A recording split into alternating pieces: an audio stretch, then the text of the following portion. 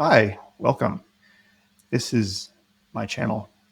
With me today is Rumblekraft, and we'd like to have a discussion about space settlement, since that's an interest of both of ours. First, let's start off. Rumblekraft, what background do you have? It's very nice to be here in to talk about space settlement. I'm Rumblekraft, and I have a Substack blog called The Spheres, where I try to talk about the intersection of different scientific fields with the focus on space settlement and how can we actually move from one sphere, which is the Earth, to other spheres across space. My background is as a researcher in biotechnology and in bioengineering. I have worked for a few years in molecular biology laboratories. My work has been mostly focused in what we would call synthetic biology and bioinformatics, where we use engineering principles to genetically engineer bacteria for different purposes. And this has been a topic that has been widely used in space biology in the past for the production of bioplastics in space, for new topics. And also in my background, I have done some official courses and some studies in astrobiology with the Center for Astrobiology of Madrid in Spain. I am just really enthusiastic about space, and I have always kept the latest knowledge and the latest news about what the companies and the science groups and engineering groups have been doing on the ground regarding the space settlement from a really practical point of view. So I'm really happy to talk about it. Thank you. Let's start with a really general question. Why should humanity settle space? You don't necessarily have to go to space. But one reality we have here on planet Earth is, as we have been saying in recent years, finite. It doesn't have an infinite amount of resources.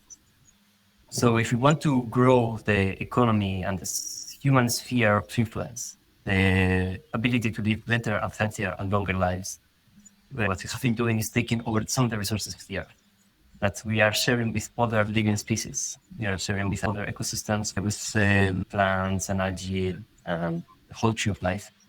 And at the beginning, that was not a burden because the human sphere was so much more in comparison to the rest of Earth. But over time, it has been growing to a point that it has started seriously affecting and seriously limiting the ability of the rest of the tree of life to grow and maintain itself and just continue to exist.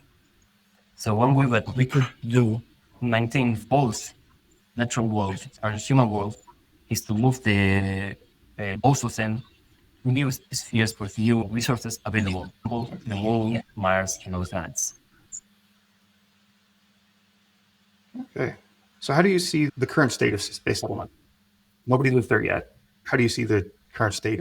How close are we and things like that? We are doing what I call building capacity. We know what we want to do. We know more or less where we want to go and what things we want to do in those places. We have some really strong theoretical background, a really good understanding of what the problem consists of.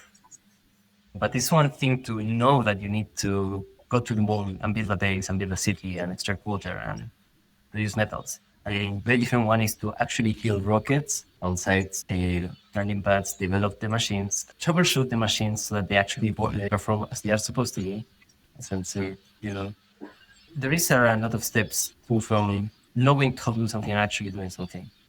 So people have been thinking that since Apollo until now, we have not advanced at all in space exploration. But that will not be true at all. The price of delivery from surface of the Earth to low Earth orbit has tanked significantly. Even before SpaceX arrived, the price was almost another of magnitude lower to compare the price that we used in Apollo. So that's a significant improvement already. Before we couldn't colonize space because it would be way too, since it would be ruinous for any nation to try to colonize space. Now it will just be merely unaffordable, but possible. So we have been, we have been growing to a relevant levels of capacity. We can actually take it in a practical way. What got my attention to you was your blog about homesteading in the moon. you mentioned just now machines. So what kind of machines are we talking about? I saw you mention them in the blog that you posted Mm, as we record this just a few days ago. Do you want to talk about some of those machines that we'll need? yes. In my last article, I was writing about what I mentioned as the essential infrastructure of a base camp on the moon, the initial base camp where expansion can start, or like, as I describe it, an egg that we can drop directly on the moon, already built, already pre-prepared from Earth and work. One of them was to build a launch landing pad for making landings easier. And to go out it in a moment. For that, there is already several robots that have been prototyped here on Earth and has been tested in relevant vacuum and lunar regolith simulant conditions.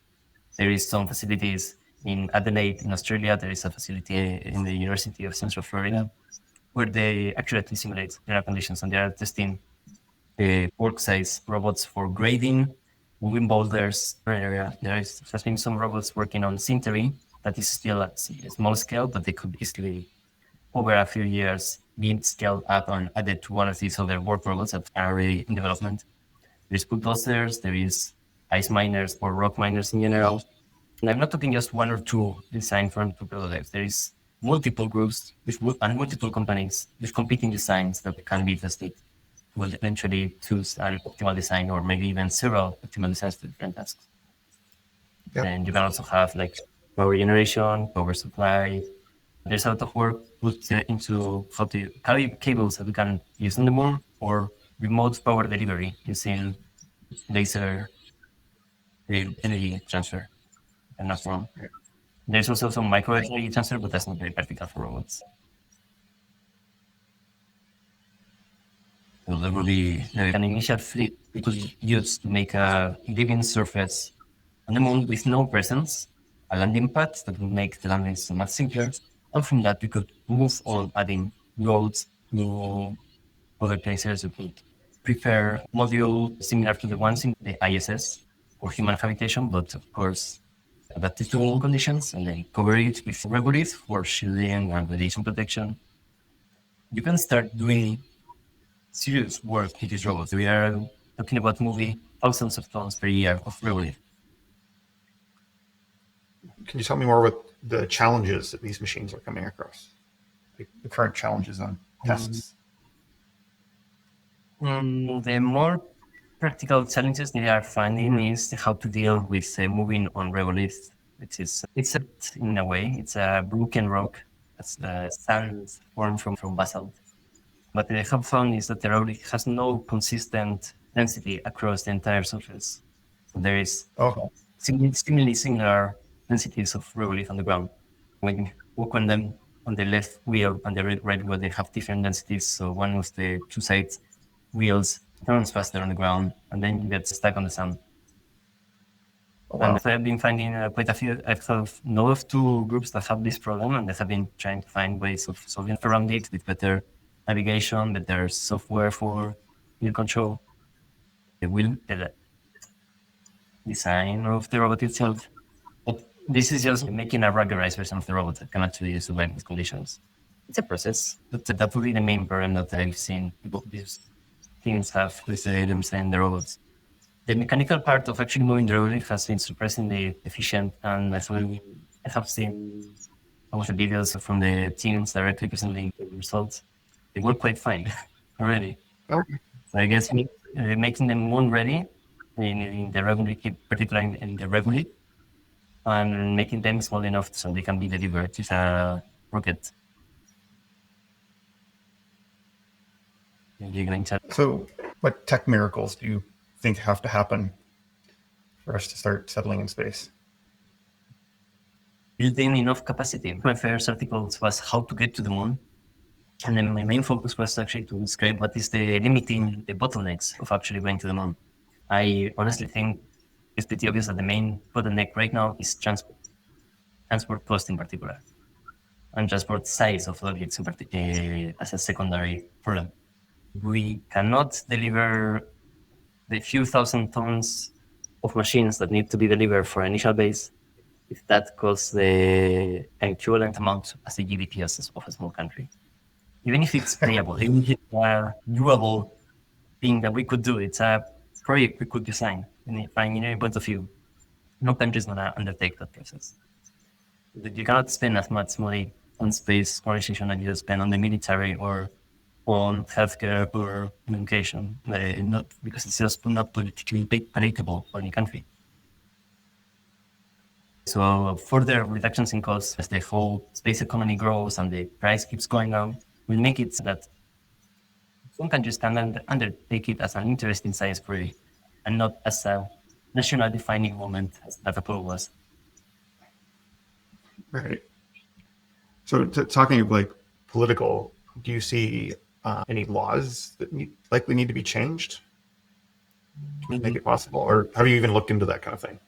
Yes, yes. I saw recently one presentation with a lawyer specialized on this topic.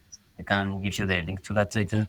But the main conclusion is that the outer space the law that right now, the international law for space Yes. exploration and exploitation, it's a geopolitical agreement. And what that means is that it's not a physical law. It's an agreement that every country agreed to write a law for their own country, following the guidelines of that outer space agreement. That has not been exactly the case. So in theory, there's many countries who have no limitations to actually performing economic activity and settlement on the moon. In practice, of Yeah. course, there is limitations, and there is the new Artemis Agreement, which actually I think it's very interesting in some ways. I don't know if you have read the Artemis Agreement that many countries are signing. It has more than 50 signatories right now, but it has a very interesting clause that any country that does activities on the moon has a small area of influence during their activities to claim for security reasons. They can restrict anyone's other country's access to that area for security reasons just during the time of their activity, meaning as long as there is some activity in a place, and it has full authority and sovereignty over an area. So a permanent Okay. settlement would actually, from the United States, would have an area around the base, a reasonable area based on safety requirements that are not specified, but they will be agreed upon for the signatory countries. Will they apply U.S. laws? Yeah. So that sounds to me like a sovereignty by activity, by actual settlement, or by actual exploitation. There's many areas on Earth with similar agreements where technically an area of a country belongs to one country, but it has open resource extraction agreements that any country can call and pick up those resources with no legal agreement whatsoever. Like, for Oh, example, okay. in the island of Svalbard in Norway has this agreement, and there's several Russian and other countries mines for mainly Russian mines for coal and the materials in the island. And there is the agreement says that that's perfectly legal. And in the moon, with the Artemis agreement, that will be perfectly legal too.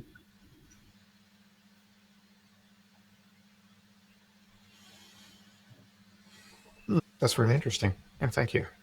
I wasn't familiar with all of that. What's your vision on how space settlement will occur? Like your blog's all about homesteading the moon, but like, for instance, Elon Musk is all talking about a million people on Mars, and Yes.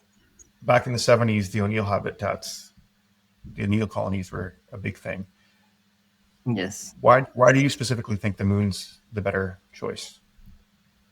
I think it's my background as actually working in a laboratory, getting some scientific project done that tells me that you always try to choose the lowest effort pathway. Yes, Nice. only the cylinders, Mars, I do think in a very long-term way, they are perfect choices for settlement, and they have some reasons why they are easier targets for settlement once you already have technologies to allow for that settlement. For example, in Mars is very simple to obtain oxygen from the atmosphere. The atmosphere is composed of CO2. We already have a machine called the MOXIE, was in the Opportunity rover, that has proven production of oxygen from the CO2 in the atmosphere of Mars. So it will be quite Right. simple. A single machine and a single power source produce oxygen anywhere on the surface. That's a lot. But going to Mars, it's minimum 6 months travel, most likely 9 months travel on microgravity. There's a lot of machines that need to be developed until that transport is efficient, safe, and cheap for anyone to undertake this process.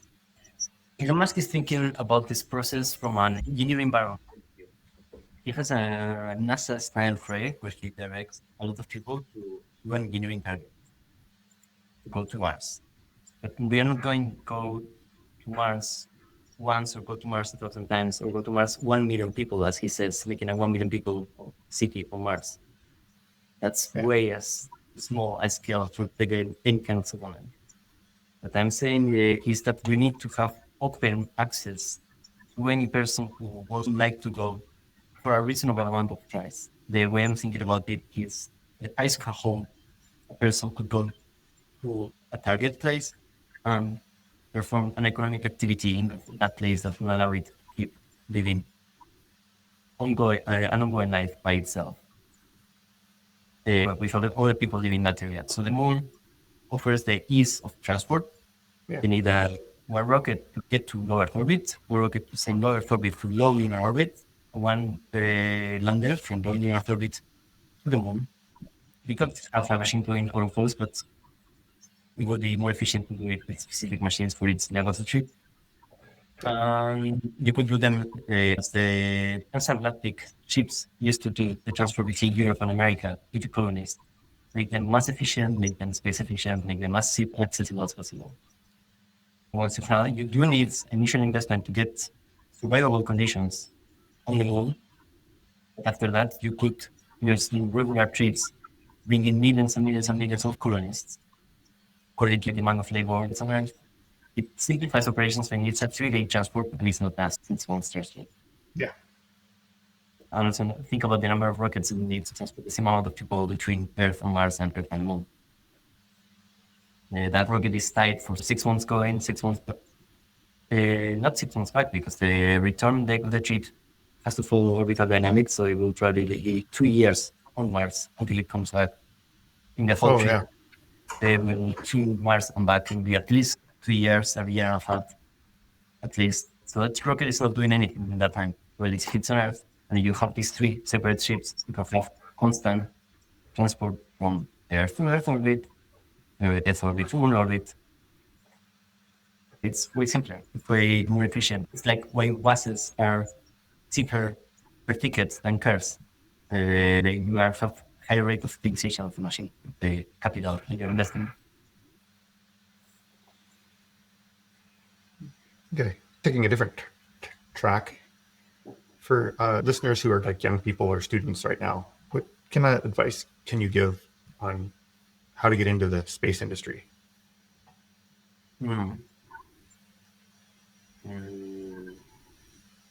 The advice I would give them is that they need to get work experience as fast as possible. I think in most industries right now, but especially in the space industry, having actual experience on machines and protocols, on specific projects that are relevant for space activities is the best way to land a position in industry, to get a long-term career in industry. Education is good and fine. I do have a master. It's a long-term investment. But for a lot of positions, and actually the positions that build rocket satellites, etc., there is a bigger need for actual experience in the topics, no matter with internships, with courses, with summer stays, etc. That's a higher likelihood signal for the employer to hire you in an industry right now, especially in the space industry. You have to make machines that actually work. You better have real experience in the topic and then not theoretical knowledge from university. But it's good to have both, of course. Have the theoretical knowledge and make stuff. Okay. Okay. So what's pushing forward space settlement? So mainly real human demand for space economy. SpaceX has made transport to low Earth orbit very cheap, and that's great. But what people have figured out when they figure out that the transport could be so cheap is that individual companies could have their own satellite. There is now not so big companies hiring and building and delivering and managing their own satellite for internal communications, for managing safe internet communications within their own and a company.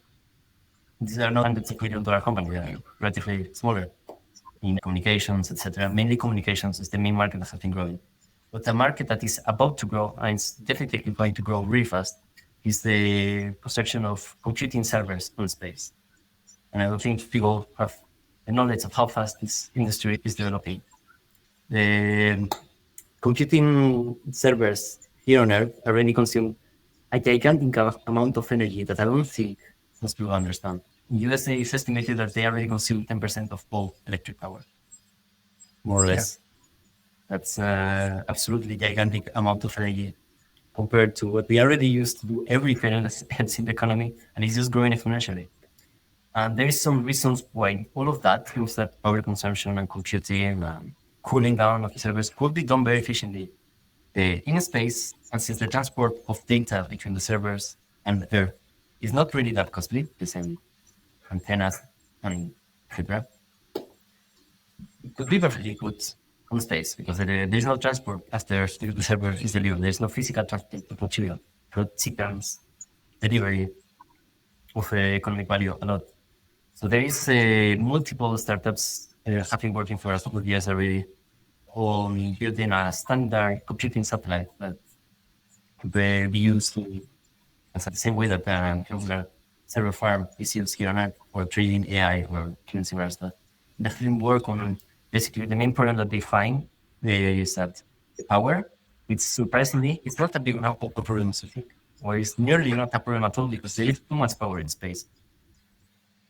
And a satellite in low orbit or in geostationary stationary orbit has sunlight, direct sunlight, 99.9% of the time in the year. So there is constant power generation. It's a solar panel that can last for up to 25 years, guaranteed work, and it's gonna be a lot longer until that solar panel was working. But the main problem that Saturn's having is that you get too much heat between the solar panel and the computation. So heat rejection has been the main problem that has been working on. And there has been some work in radiators to radiate the heat away into space and get some accurate calculations of how much it is needed per unit of compute. Actually, the latest numbers I have seen is that you need less radiators than you need solar panels. Inside more, they occupy more in mass because they are thicker. You need structures that are heavier, but they are smaller in size. So it would be reasonable to start thinking about, can we deliver a prototype? Can we start training an AI using only space energy and move away all of that energy consumption out of there? And that would be one of the things I was mentioning at the beginning of moving away human consumption of resources to space. Okay. Thank you.